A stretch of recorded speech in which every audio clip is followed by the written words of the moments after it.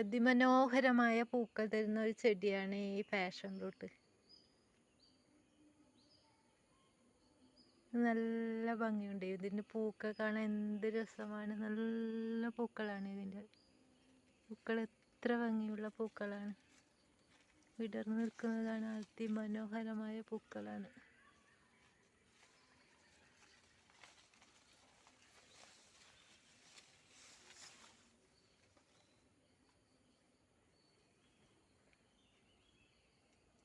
ആഹാ, എന്താ ഭംഗി, എന്താ ഭംഗി ഈ പൂക്കൾക്ക്.